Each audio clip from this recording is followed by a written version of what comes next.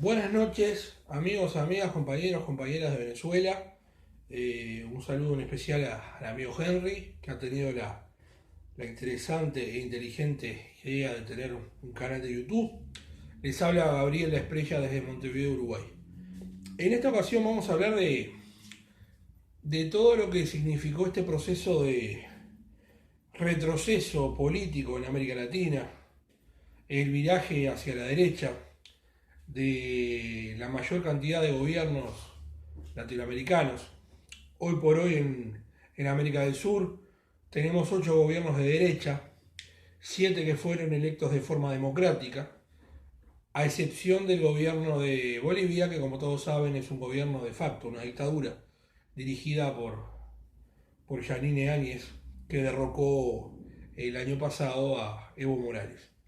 Luego existe un gobierno complejo en cuanto a la caracterización, me refiero al gobierno de Argentina, dirigido por Alberto Fernández, y el proceso bolivariano de Venezuela con el presidente Nicolás Maduro. En América Central, a excepción de López Obrador, que dirige el gobierno mexicano desde diciembre de 2018, que pretende realizar transformaciones sociales en beneficio de la gente en México bajo una óptica progresista. El resto de los países centroamericanos son de índole neoliberal, con la excepción de Nicaragua y el proceso sandinista, bastante complejo, luego de que el sandinismo tuvo un proceso revolucionario, transformador, a partir del triunfo de la revolución sandinista en el 79, que derrocó a la dictadura de Somoza, de los Somoza, porque era una familia que mantuvo en la miseria y en la represión al pueblo nicaragüense durante más de 40 años. Y luego de 11 años de revolución nicaragüense, el sandinismo fue derrocado electoralmente en el año 90 por la derecha y 16 años más tarde, en el 2006, retornó el Frente Sandinista al gobierno, pero esta vez de forma democrática, con métodos pacíficos. Un complejo proceso nicaragüense, varios sectores del sandinismo fundacional se oponen al actual gobierno dirigido por Daniel Ortega, que dirige el gobierno junto con su esposa, Rosario Murillo. Ahí hay una especie de concentración del poder en una familia, nepotismo, algo bastante complejo. Y la Revolución Cubana, que tiene 61 años ya, también con complejidades y contradicciones internas muy fuertes, más allá de la agresión crónica desde el punto de vista económico, comercial, financiero, político del gobierno de Estados Unidos. Lo que a mí me parece interesante de reseñar es que si bien diferentes gobiernos progresistas, de izquierda, incluso declarativamente revolucionarios que apuntaban a la construcción del socialismo, como el caso de Evo Morales en Bolivia,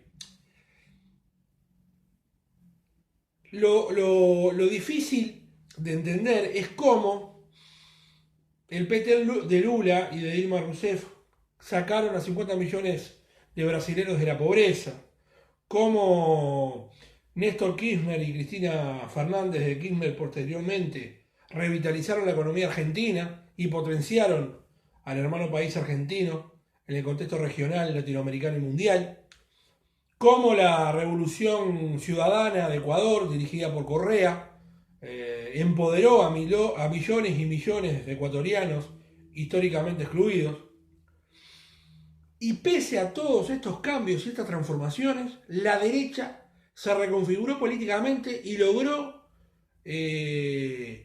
derrotar electoralmente por mecanismos democráticos a estos sectores emergentes de izquierda que con distintos procesos políticos a lo largo de 5, de 6, de 8, de 10, de 12 años habían erradicado grados muy altos en la sociedad, de indigencia, de pobreza, empoderado históricamente a sectores marginados de la sociedad, como las personas de etnia negra, de los pueblos originarios, los grupos LGBT, las mujeres, sectores obreros, campesinos, estudiantiles, pero la derecha gana políticamente. Más allá de que se pueda hablar de la judicialización de la política, de casos turbios en donde se cuestionó de manera ética a líderes de la región, como Lula, Dilma en Brasil, Cristina, Néstor en Argentina, o Correa en Ecuador. Pero lo cierto es que habría que hacer una autocrítica. Las fuerzas políticas de izquierda progresista deben hacer una autocrítica de cómo es posible que Bolsonaro haya ganado las elecciones democráticamente en Brasil, o que Macri haya ganado en Argentina, o que en nuestro país, Uruguay, el Frente Amplio pierde las elecciones el año pasado, y el Frente Amplio pierde las mayorías parlamentarias el año pasado, con una derecha que se reconfigura. Ellos se denominan coalición multicolor, porque son 5 partidos que gobiernan este país.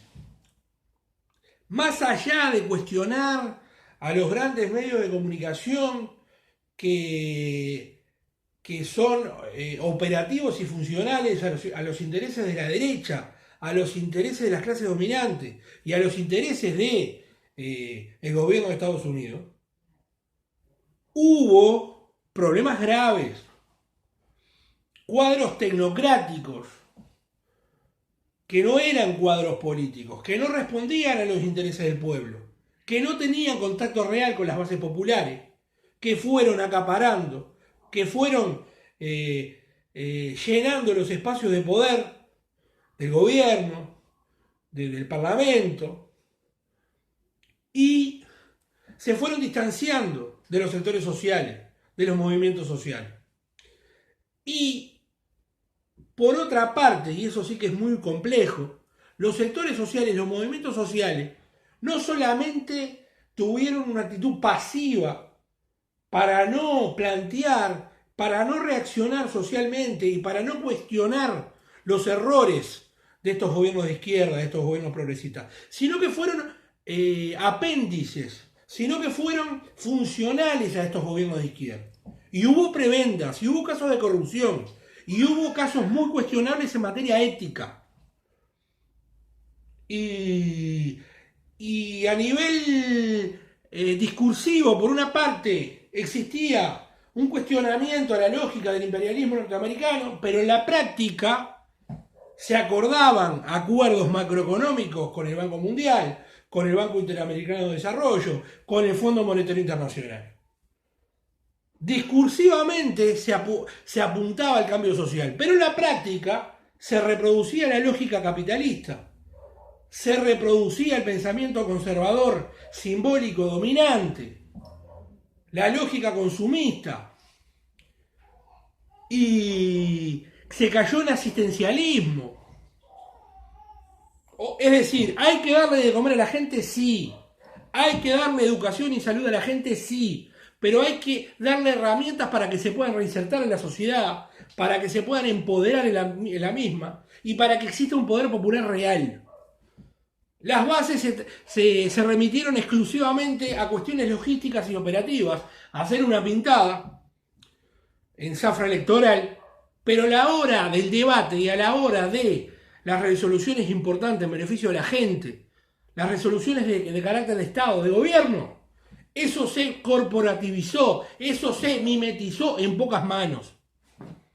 Faltó una democracia real, un poder de participación popular real, un vínculo directo entre la dirigencia y la base. El pueblo no se sintió identificado con los procesos de cambio. El pueblo no se sintió identificado con los procesos de transformación social. Y no hay recambio. Las figuritas se repiten, los dirigentes se repiten. Y existió una perpetuación del poder bastante nociva en algunos casos, en algunos procesos de nuestro continente. Muchas gracias, que pasen bien y seguimos en contacto.